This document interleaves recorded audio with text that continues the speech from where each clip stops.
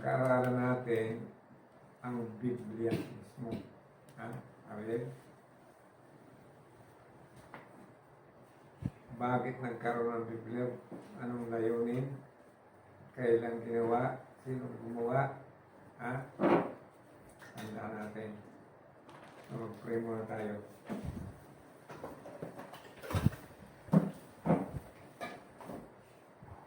Abay, Yahuwah, tayo na malapit po kami sa inyo upang itilang namin ang aming pag-aaral ng Bible para matulungan po namin si Javier, Taiwan. Sa gayon, meron siya matutulog at makukuha sa pag-aaral nito. Sa pangalan po ng aming Ama na Espiritu Santo.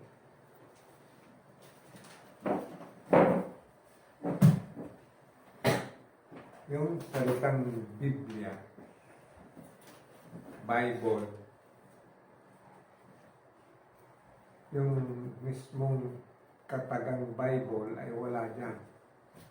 Sa loob, makikita mo yan doon sa title dito sa book na ito. Sa labas, pero sa loob wala.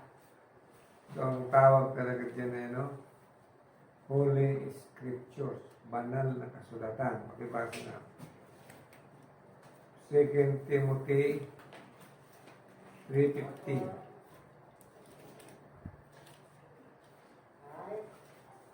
At mula sa pagkasanggol ay iyong nalalaman ang mga banal na kasulatan na makapagpadunong sa iyo sa ikaliligtas sa pamagitan ng pananampalataya kay Mesya Yahshua. So maliwanag na ito ay banal na kasulatan. Hindi ito basta-basta aklat na gaya ng mga aklat din sa pansanlibutan. Pagkatapos basa, tapon ng ganyan. O kaya dyaryo o comics, matapos basa, tapon. Ako nga ay nalulungkot na may mga aklat tayo ng Biblia na medyo hindi na maganda na ayos. Pag nagkaroon tayo ng konting pondo, siguro bibili tayo ng bago. Ngayon, ang Biblia ay ginawa para sa mga taong nagkasala. Noong hindi pa nagkakasala ang ating unang mga magulang, nakakausap nila mismo ang mandalalang doon sa Garden of Eden. Nakakausap nila doon yon. Subalit nung magkasala na sila, makibasa nga, Isaiah 59 verse 2,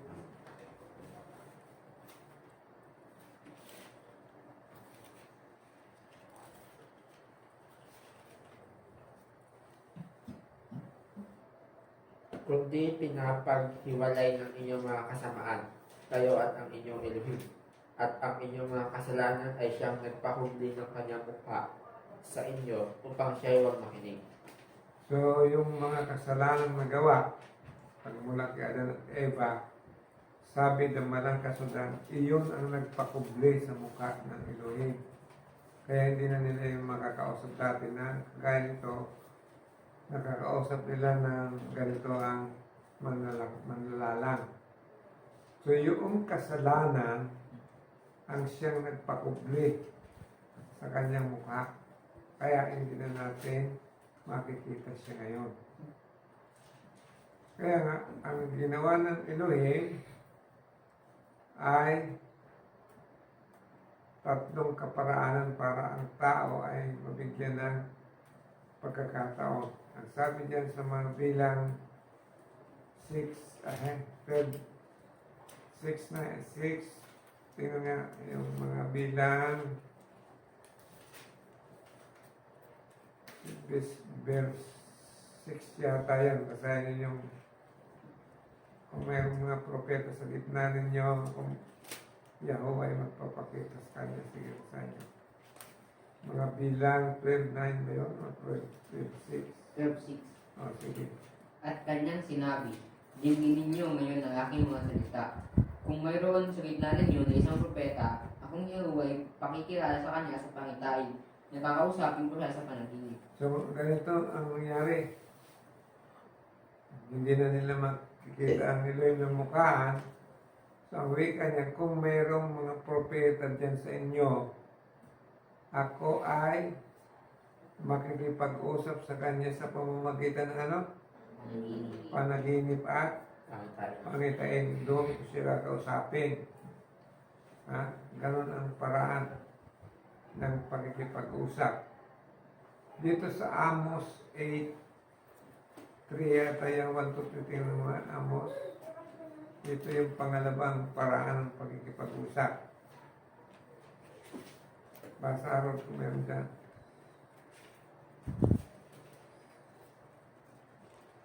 Amos, Daniel, dito ka sa tabi ni Ariel. Tulungan mo magmuklat ng Bible. Amos ano tayo? Amos 8, hanapin mo sa 8. Para 8.2 o 8.3 o 8.1 o ano yan. Ganito nagpakita ang Yahuwah ngayon sa akin at narito ang isang bakal ng bunga ng tag-init. At kanya sinabi, Amos, anong iyong nakikita? At ang aking sinasabi, isang bakal ng bunga ng tag-init. Na magagawa sinabi ng Yahuwah sa akin, ang wakas ay dumating sa aking bayang Israel, hindi na ako pauwi sa kanila. Okay, ganito yun. Ang ikalamang paraan ay yung nagpapakita siya ng mga visual aid. Anong ginamit na visual aid dito? Bakal ng tag-init. Ang tawag din sa prutas na yan ay granada. Okay? So, yun ang ikalawang paraan ng pakikipag-usap. Ang ikatlong paraan, nasa Revelation 1:11.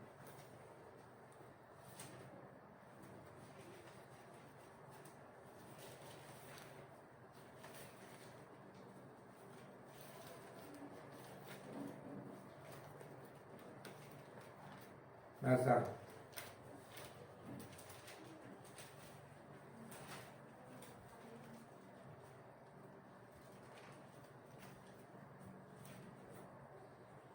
basa na.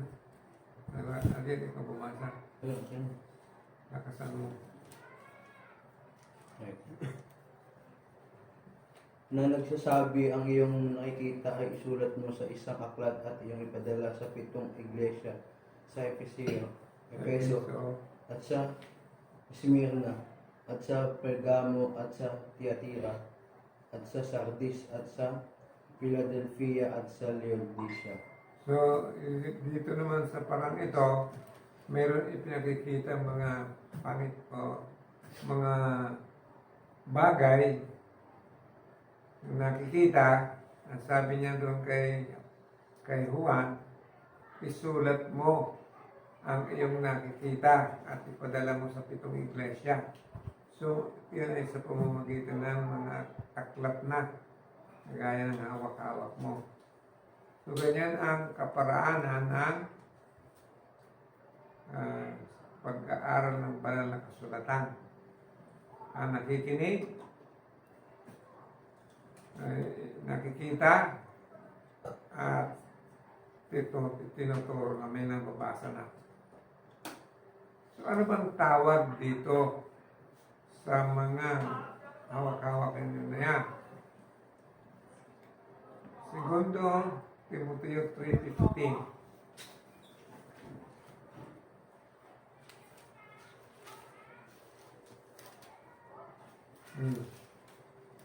Sige, basa. At mula sa pagkasanggol ay iyong nalalaman ang mga banal na kasulatan na makapagpadulong sa iyo sa ikaliligtas sa pamagitan ng pananampalataya kay Mesiya. So, ang tawag dyan sa hawak-hawak niyong aklat yan ay banal na kasulatan. Hindi yan basta-basta aklat. Banal na kasulatan yan. Ha? So, kung banal na kasulatan, dapat ang salitang banal, ano ba sa pagkaintindi nyo ng salitang banal?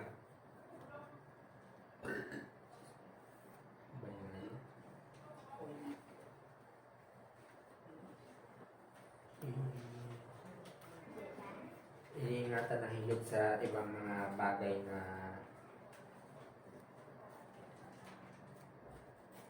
Hindi nyo alam. kung ano ang ibig sabihin ng banal. Yung banal, hindi karaniwan yun eh. Ha? Kaya nga ako ay medyo nagagalit kapag ang Bible natin para bagang pangkaraniwan lamang na babasahin na hindi iningatan, kasira-sira tuloy. So, yan ay banal, set aside for a holy purpose. Binukod tangi para sa banal na layunin. Kaya yan ay banal eh. Ang ikalawang tawag dyan ay nasa 1 Tesalonica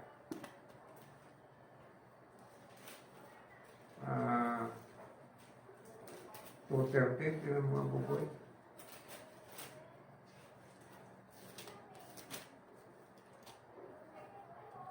Ano nakalagay dyan? Wala dito sa akin. At dahil naman dito, kami ay nagpapasalamat na walang patid sa alahin, na nang inyong tanggapin sa amin ang salita na ipinangaral sa mga tuwing bagay ang salita ng alahin, ay inyong tinanggap na hindi gaya ng salita ng mga tao. Ang madaling salita, itong Bible na hawak nyo, kaninong salita yan? Elohim. Yan.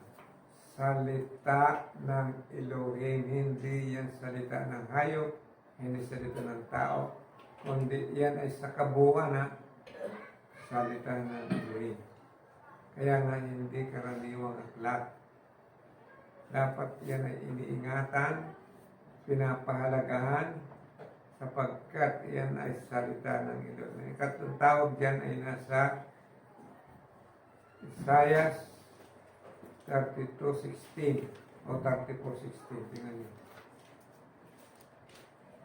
Isaiah.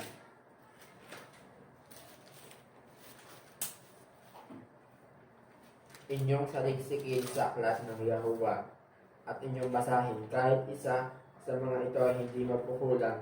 Walang mangangailangan ng kanyang kasama sapagkat iniutos ng aking bibig at pinisan sila ng kanyang espiritu. Nakita nyo? Ano sabi? Inyong saliksikin sa mga aklat ng Yahuwah.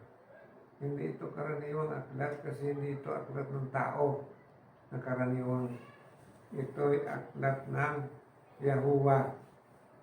Okay? Nakuha nyo? Kung aklat niya yan, hindi atin. Kayo at ako yung nakikibasa lang niya, nakikihiram pa. Ano nga yung number 1? Tawag? Ariel? Ano yung sinabi kanina? Nalimutan mo agad ikaw, Daniel. Dahil nakasalita. Banal na kasulatan. Ang sunod? Salita ng Elohim. Ikaw araw, ganun yung pangatlo. Aklat ng Yahuwah. Ulitin natin na para matandaan mo. Ay, Ivan. Number 1? Banal na kasulatan. Number 2? Kayo. Salita ng alahin. Number 3? Aklat ng alahin. Ang tanong, karaniwang bang aklat yan? Hindi. Kaya binabanal. Kaya nga bago yan binabasa, nananalangin muna. Ha? Ipinapanalangin na maunawaan natin. Kaya nga, inuunawa yan. Hindi basta binasa lang na parang comics, wala na, hindi. Kaya nga idinadalangin. Sasabihin natin, Aba Yahuwah, narito po ako tanging lumalapit sa iyo. Ako po ay magbabasa ng banal mong salita. Tulungan mo ako, bigyan niyo po ako ng karunungan, ha? Para ito ay maunawaan ko. Nakuha mo? Ngayon, ano bang pakinabang dito sa pag-aaral ng banal na kasulatan? Okay, unang pakinabang. Dito sa 2 Timoteo 3:16 at 17. Sige.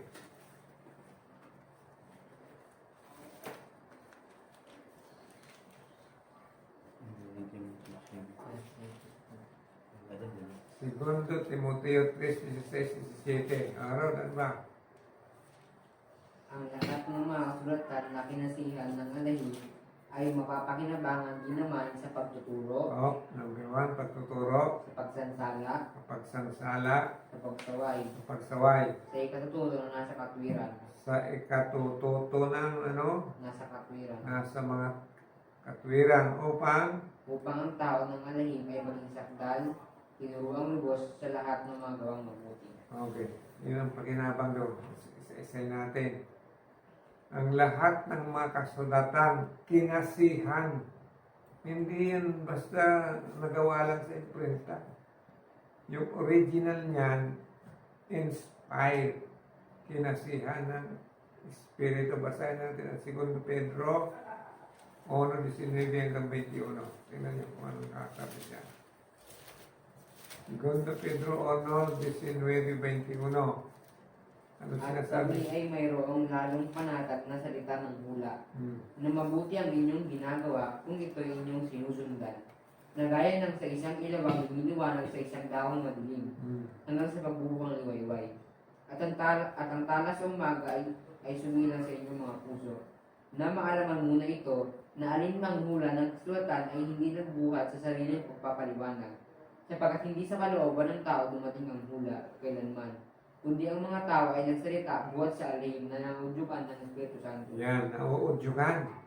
Yung nagsulat niyan, yung original ha, yan mga, ano nga wakawak niya, mga, ano lang yan, translation. Yung original na isinulat, yung mga sumulat ay kinasihan, inspired by the Holy Spirit. Kaya nga, yung naisulat dyan ay mga banal na salita ng Elohim. Inspired eh. Kaya napakahalaga ang pag-aaral niyan. Hindi yung basta-basta aklat na binasa mo lang yun, binaliwala mo lang. Hindi. Yan ay kailangan ng mga tao sapagkat yan ay mayroong kinalaman sa kaligtasan. So yan ang unang pakinabang ng biro na yun. Magpapakinabangan na naman sa pagtuturo. O dyan kinukuha ang pagtuturo ka tungkol sa mga sa kaligtasan, sa buhay ng walang hanggan, sa tamang pamumuhay, dyan kinukuha sa pagsansala. Ano ba ibig sabihin ng pagsansala? Halimbawa, nakakita ka ng isang bagay na napaka-attractive sa'yo, may pitaka, may pera. So, gusto mong kunin. Pero, nag-aral ka ng Biblia, ang sabi ng Biblia, huwag kang magnanakaw. So, sinansala ka, pinigilan ka para huwag kang magkasala ng ano. Ano ang pinigil sa'yo? Pag nanakaw, yun ang pakinabang niya. Para sumunod ay ang pagsansala, pagsaway. Ano naman ang ibig sabihin ng pagsaway? Ito ay kasalukuyan ka nang gumagawa ng kasalanan. Halimbawa,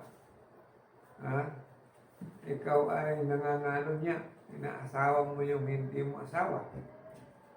Kasalanan yun. Ngayon, nakalagay sa Biblia, huwag kang mangangalo niya. O anong ibig sabihin nun? Pinipigilan ka, sinasaway ka, tigilan mo na yan, hindi tama yan ang ginagawa mo.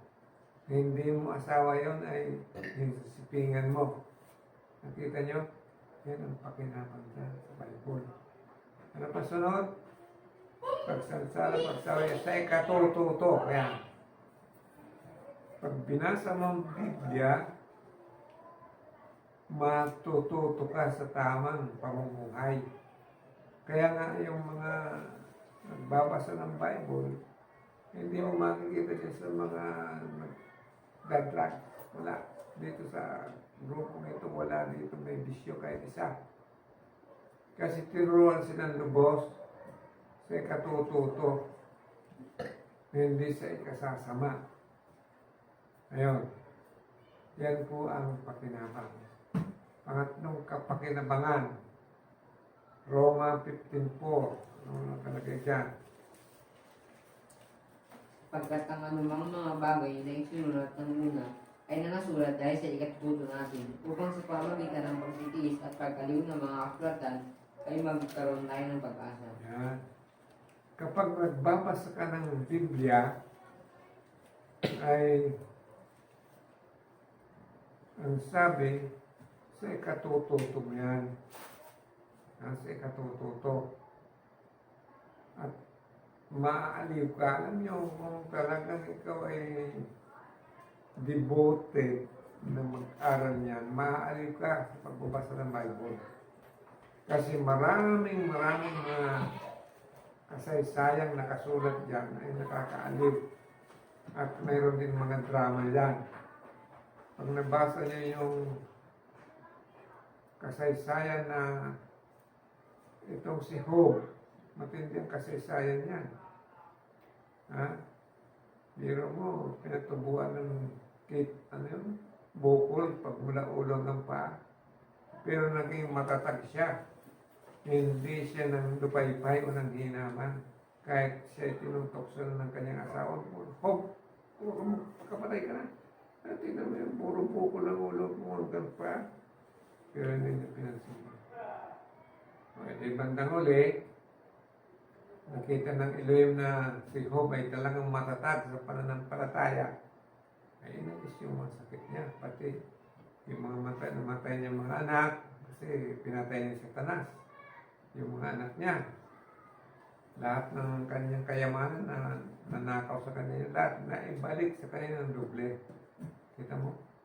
Ganyan ang mga mababasa ko yan. Ganda. Okay? No. Kaya nga, importante nagbabasa tayo ng Biblia, hindi lang binabasa. Inaaral talaga. Sapagkat ikaw ay magtatamo ng karunungan mula dyan. Lucas 21:15. Basa.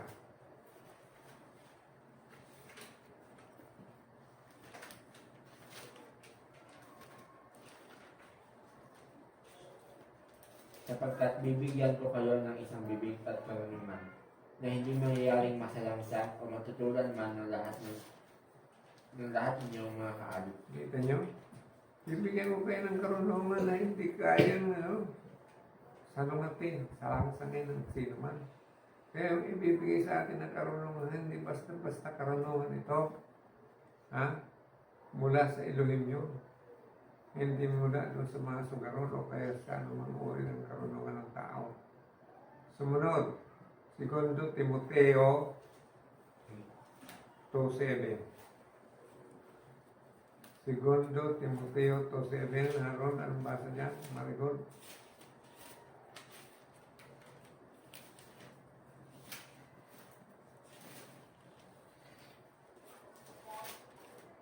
Isipin mo ang sinasabi ko, sapagkat bibigyan ka ni Yahuwah ng pagkaunawa sa lahat ng mga bagay.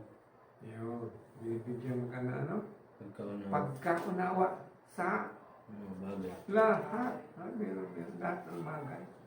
Ibibigay yung pagkaunawa niya. Ngayon, anong gagawin mo kung nagkukulang ka ng karunungan? Santiago 1:5-8. Kung nagkukulang, kung wala ka pang karunungan ngayon, ito humingi ka. Ngunit kung nagkukulang ng karunungan ng sinuman sa inyo, ay humingi sa alay na nagbibigay ng sagana sa lahat, at hindi nanunumbat, at ito ay ibibigay sa kanya. Ngunit humingi siyang may pananampalataya na walang anumang pag-aalinlangan, sapagkat yung nag-aalinlangan ay katulad ng isang alon ng dagat, na ipinutulak ng hangin at pinapadpad sa magkabi-kabila. Sapagkat huwag isipin ng tao niyo na siya'y tatanggap ng anumang bagay sa Yahuwah. Yan. Ito pong talatang yan. Nagamit ko yun dati. Bakit? Ay nagkukulang ng karunungan. Kasi nung ako ay nag-aaral pa sa college, may trabaho ako, 12 hours, sabi ko 12 hours yung trabaho ko. Kaya lang umalis ako ng maaga dun sa trabaho ko kasi ang pasok namin sa school ay 6 o'clock ng hapon. Maalis ako dun sa opisina ng mga 4 or 5 o simula ng aral o mga 5 ganyan, pasok. So, kulang sa panahon mag-aral kasi may trabaho sa umaga. Wala naman, hindi ka naman pwedeng makapag-aral lang magtatrabaho. Lang ako, basa-basa ng Bible, ng libro ko, alas 12 ang alauna, yung break time lang. Pero pagdating ng examen, humingi ako ng karunungan sa kanya eh. Hindi ko na, hindi ko na pag-aralan eh. Alam niyo ba kung anong nangyayari? Dumadating na ang sagot sa aking isip. Eh yun. Pagdating ng examen, 1 or 2. Ano na, 1 or 2, 3. Yan. Hindi ako nakulilat doon sa pag-aaral ko noon. Bakit? Diyan ako humingi. Kung nagkukulang ng karunungan ng sino man, ay humingi kanino? Yun. Hindi ka hinga doon sa kapitbahay na wala rin alam. O kahit marunong pa yun. Yun ang paraan para matamo mo ang karunungan kulang sa iyo. Okay? Ganyan ang kapag. Ano ba ang pakinabang natin sa pagbabasa? Diyan sa Juan 5:39. Paano gagawin niya sa Bible na yan?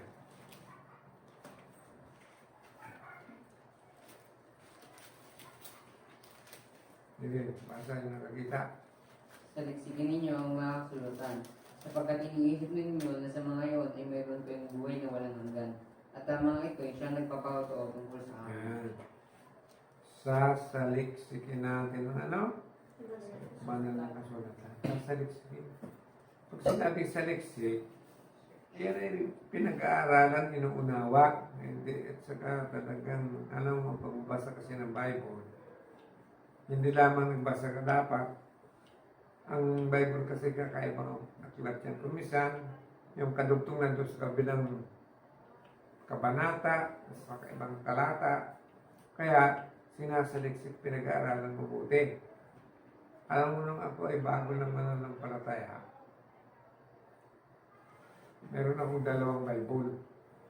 Hindi pa ano uso yung isang Bible, meron nandiyan na yung English at saka Tagalog. Kuha ko isang Tagalog na Bible, isang English. Babasahin ko sa Tagalog. Pag hindi ko na mabuti, basahin ko sa English. Ganun din sa English at Tagalog. So, sa 2 Bible na yon na aking hawak-hawak, ay di naiintindihan ko yung pinag-aaralan ko. English, Tagalog eh. So ngayon marami ng uri ng Bible. Mayroon ng mga kung ano-anong talata, mayroon ng ibang wika na dyan. So, ang wika, sasaliksikin natin. Bakit? Sapagkat sa mga iyon ay iniisip ni meron kayong buhay na walang hanggan. Diyan lang natin mababasa ang tungkol sa buhay na walang hanggan. Alam niyo yung buhay natin ay may lang, hindi mahaba.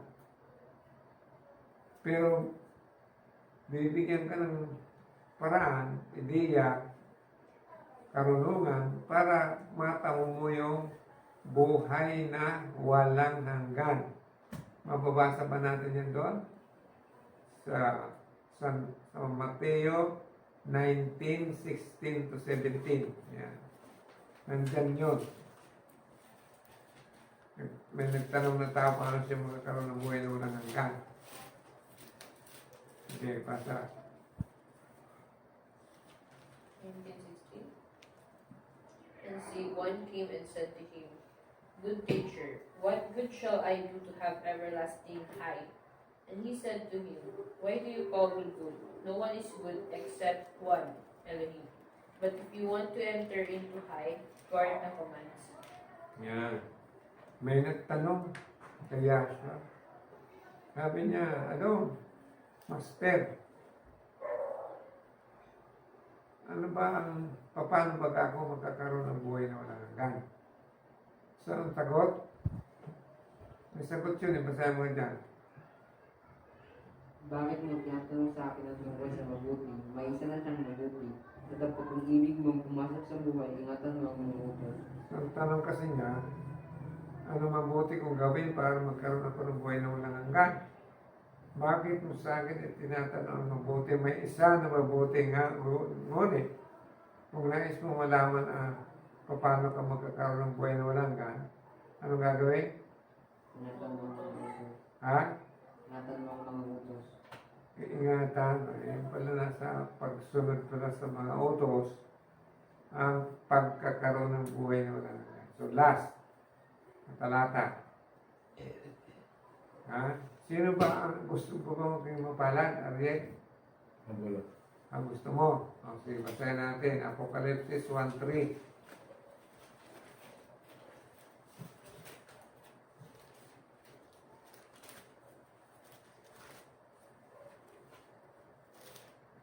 Basa.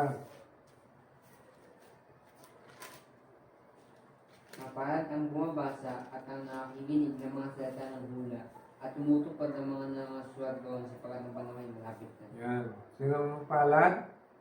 Bumabasa, Bumabasa, nakikinig, nakikinig, tumutupad. tumutupad. Tatlo. Bumabasa, nakikinig, at tinutupad yung nabasa at napakinggan. Yun po yung paraan para kayo maging mapalad. So, hindi mo palad yung hindi nagbabasa ng Bible. Paano niya malalaman na maging siya mapalad, hindi mo siya nagbabasa? So, importante, binabasa natin yan, inuunawa, at isinasakabuhayan yung nabasa. Naunawaan. Di ba na? May tanong ka, Ariel? Ano ito? Wala na intindihan mo, hindi. Naintindihan namin. Okay, so anong gagawin mo ngayon? Mag-aaralan yung Bible. Yun. Pag-aralan mo yung mga Bible naman dito, mahirap ka lang isang.